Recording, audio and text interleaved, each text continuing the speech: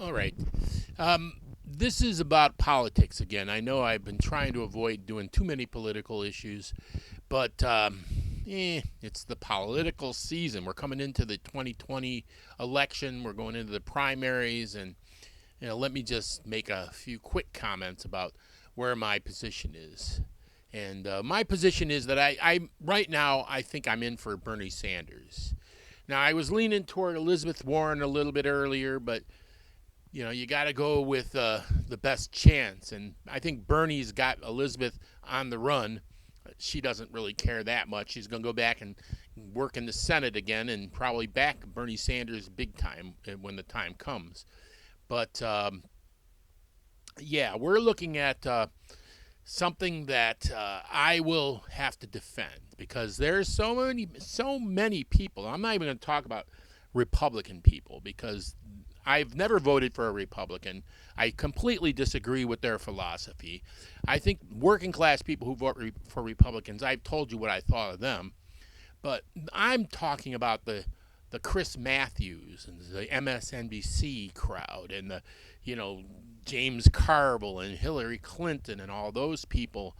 They are what I would call conservative Democrats. And they don't think that Bernie is going to win, or they think that Bernie is too far to the left and he's a liberal and he's a socialist. He calls himself a socialist. And I'm going to tell you that I believe that those folks are people who would not have even been around during the 1970s, let's say, or the 60s in the Democratic Party. They would have, every one of those people would have been Republicans. They don't follow what is the old-fashioned Democratic Party. Now, the Democratic Party's gone through a lot of changes if you go over a long period of time. For example, it used to be they were the pro-slavery party, and then they were the Jim Crow party, and then somewhere along the line it flip-flopped about 1948 when Truman integrated the Army, and that really made a lot of the Southern Democrats really angry, and they became the Dixiecrats, and then they eventually joined the Democratic Party with the Southern strategy of the Republican Party, which brought people like Jesse Helms into the Republican Party and so forth. People who were flat-out racists, and they all went to the Republican Party, and the Republican Party at that time was somewhere out in the woods. They didn't have the House, they didn't have the Senate, and they didn't have the presidency, except they did during Eisenhower, right? But mostly they had no constituency. So when the Southern Democrats got mad about races and all that kind of stuff, the Republicans welcomed them with open arms and became not only the party of big business, but the party of racists. And okay, that was before I could vote. And if you think about it, Bernie Sanders looks just like an old-fashioned Democrat. And people don't like that. Think about what the Democrats were. During the Franklin Roosevelt administration, they passed things like Social Security, and they went after helping the unions and helping something like minimum wage occur. And then they went for then they went to the Truman administration, and in Truman's agenda, he had national health care as one of his ideals. Now, in those days, health care was a completely different thing because it was less expensive and less technological than it is now. But that was part of Truman's promotion. He didn't win. The American Medical Association totally opposed anything he had to say. And then Eisenhower came in, and Eisenhower, if you think about it, was pretty much like a Democrat is today. He went and did the interstate highway system, which was a big, expensive public works program. Nothing like that could happen now. The Democrats would not do anything like that under the type of Democrats that the Clintons and the Chris Matthews. Oh, can't be done. Too much money. Going to cost us all kinds of money. No, they would have never done that kind of stuff if they were in today's Democratic Party. See, what's happened, my judgment of things, Let me just point out Lyndon Johnson. He got Medicare, Medicaid, he got aid to dependent children and food stamps, all these left wing socialist programs. Nothing like that could happen in today's Democratic Party that I can see. They'd all be on the Republican side screaming bloody murder. Oh, it's too expensive. It's going to hurt business. That's what they'd all be yelling. That's what they're yelling now. Along comes Bernie Sanders now. Well, I'm getting ahead of myself again.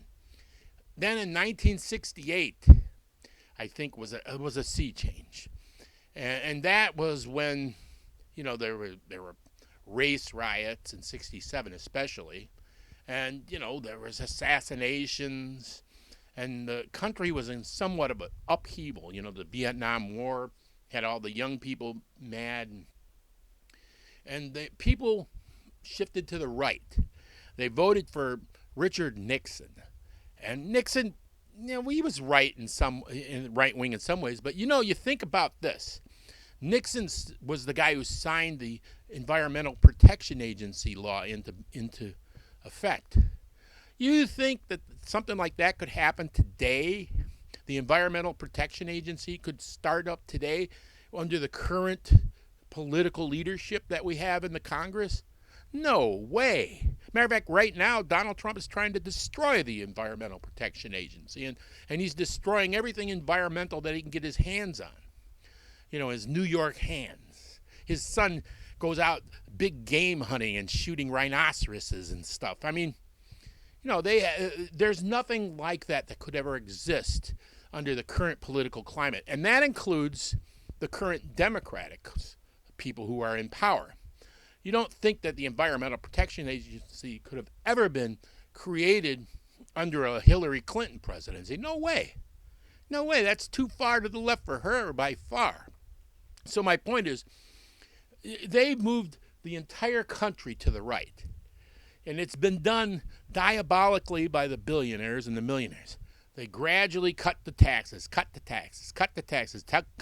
corporate taxes. It used to be, in 1963, the top minimum tax rate was at 93%. That means if you were Bill Gates, you would have to pay 93% of all your income in taxes.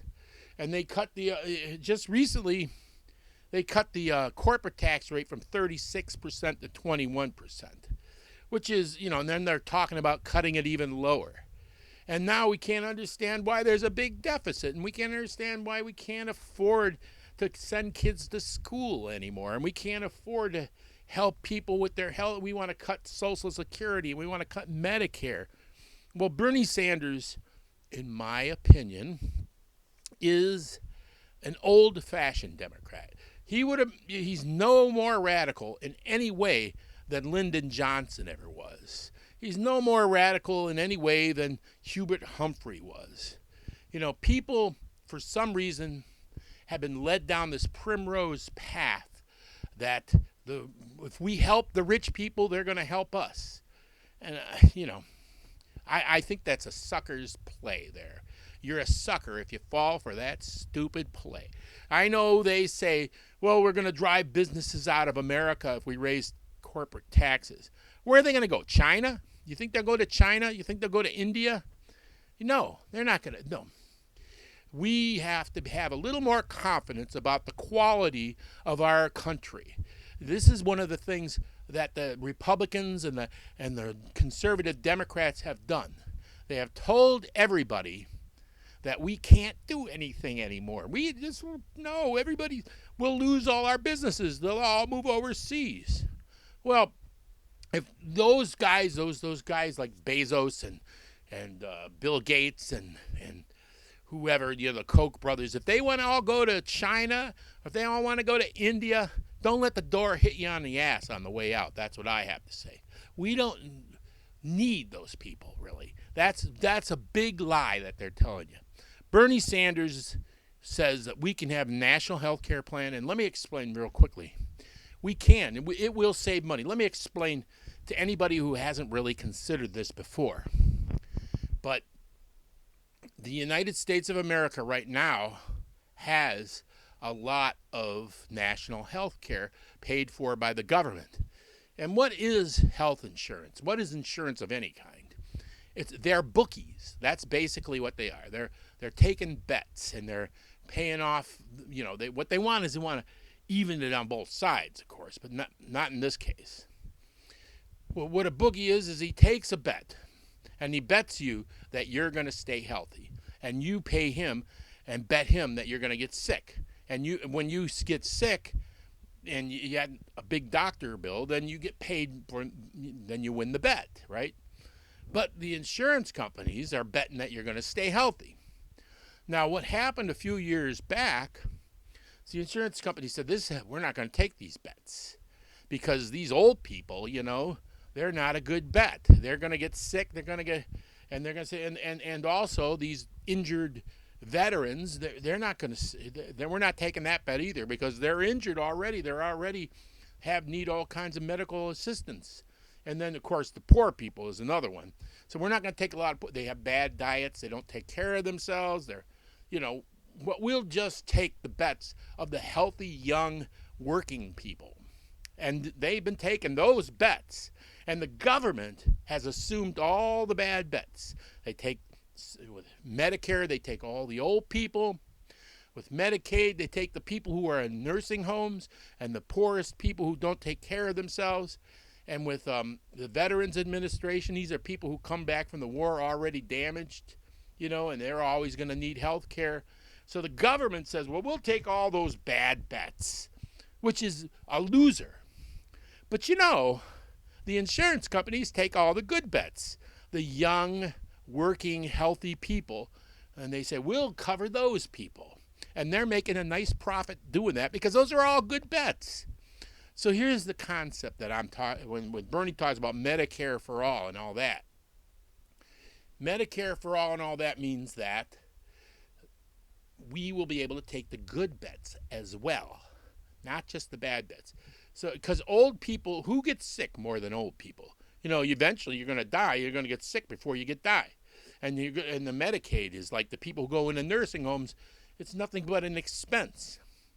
But if everybody were involved in the same pool, the ones that are making the profits for the insurance companies right now would be added on to the ones that the government is paying for that are losing money. It would be a better bet for the whole thing because it's called the law of large numbers. I think it's what it's called. The rule of large numbers, the law of large numbers. The larger the pool, the more even the risk. So the healthy young people right now that are paying into health insurance, they don't understand that they're paying more than they have to because they're not only paying to give to get their health care, they're paying so that these insurance companies can make giant profits. And we as a country are paying for the veterans and the old people and the sick people, the people that are already sick, and that's coming out of your taxes every day. You're already paying for that. See? So if everybody paid into the same, those prices would come down because it's the law of large numbers. In other words, the overall health care costs would come down if we all were in one pool. I mean, if you understand that, that's what the insurance companies have done. They've tricked us into taking all the good bets and giving us all the bad bets. I say we take all the bets and all the prices will come down. Well, anyway, that's what Bernie's talking about when he's talking about the Medicare for all. I also want to say that we need to move to the left in general. Not everything that Bernie wants and Bernie says is going to succeed. I understand. It's just like every other person that ever became the president. You don't really get to do, you're not the king, you can't wave around a magic wand and make everything you say happen.